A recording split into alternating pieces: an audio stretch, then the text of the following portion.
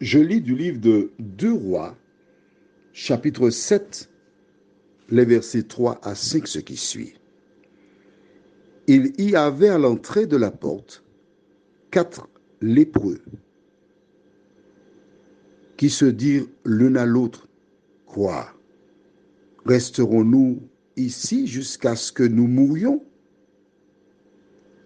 Si nous songeons à entrer dans la ville, la famine est dans la ville, et nous y mourrons. Et si nous restons ici, nous mourrons également. Allons nous jeter dans le camp des Syriens. S'ils nous laissent vivre, nous vivrons. Et s'ils nous font mourir, nous mourrons. Ils partirent donc au crépuscule pour se rendre au camp des Syriens. Et lorsqu'ils furent arrivés à l'entrée du camp des Syriens, voici, il n'y avait personne. Notre thème, c'est les rejetés. Prions. Notre Seigneur, notre Dieu, voici que selon ta parole, 4 lépreux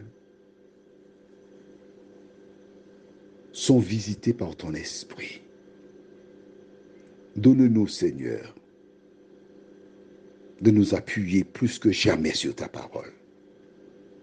Car c'est elle qui a permis à Jésus de repousser les assauts de l'ennemi.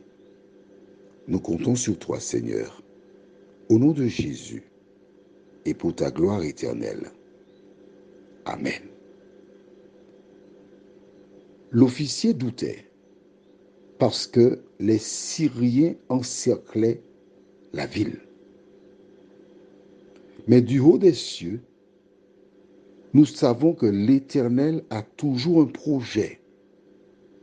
Il ne fonctionne pas dans l'urgence. Il connaît déjà, parce que c'est un Dieu d'ordre. Et notre Seigneur a inspiré Élisée pour lui dire, il y aura à manger demain.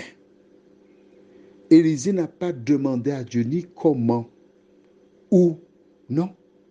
Dieu a dit, il le croit, il accepte, il le dit. Il ne craint pas pour sa réputation, on ne pourra pas l'accuser de dire des mensonges, il fait exactement ce qu'a dit l'Éternel. Et c'est ce que nous devons faire. Mais il y a 4 lépreux qui sont là. Ils sont rejetés. Les gens ont peur d'eux parce que la lèpre, à l'époque, ça contaminait jusqu'à présent du reste. Et on restait loin d'eux.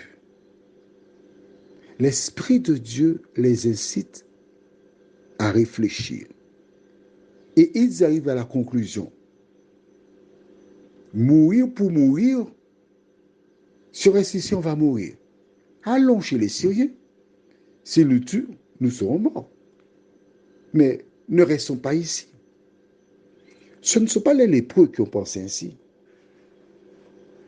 C'est l'Éternel qui a parlé aux lépreux pour les inciter à aller dans le camp des Syriens. Vois-tu, l'Éternel agit de manière particulière, imprévisible. Il sait comment agir. Tandis que les enfants d'Israël sont là, craintifs, parce qu'ils aperçoivent au loin des éléments des Syriens, et ils ont peur. La Bible déclare que c'est 4 lépreux allèrent vers le camp des Syriens, et le camp était vide. Ils ont peur dans la ville, alors qu'il n'y a pas de Syriens autour de la ville. Est-ce que cela ne te ressemble pas? Tu as peur de ce qui n'est pas encore là. Tu crains pour l'avenir, alors que tu ne sais pas si tu seras vivante dans la minute. L'Éternel était-il sur le point de nourrir le peuple? C'est ce que nous verrons demain si Dieu nous prête vie. Alors, prions. Notre Seigneur et notre Dieu, voici ces hommes qui étaient rejetés. Pourquoi des lépreux vont-ils dans le camp? Qu'est-ce que tu veux nous inculquer? Seigneur, à travers cela, je vois que tu utilises n'importe qui.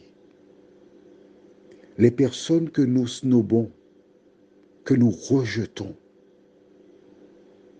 que nous ne saluons pas, que nous regardons pour des moins que rien, l'Éternel les utilise. Alors, comment peux-tu les dénigrer? Prions. Seigneur, merci une fois de plus pour cette belle histoire qui nous montre comment tu utilises qui tu veux, quand tu veux, comme tu veux. Merci parce que tu nous démontreras que ta parole est la vérité et que nous ne devons jamais douter. À travers cette histoire, tu nous montreras l'avenir de celles et ceux qui doutent. Merci de nous aider, Seigneur, à recevoir pleinement ta parole. Nous t'avons prié au nom de Jésus pour ta gloire éternelle. Amen. Je te souhaite une bonne journée.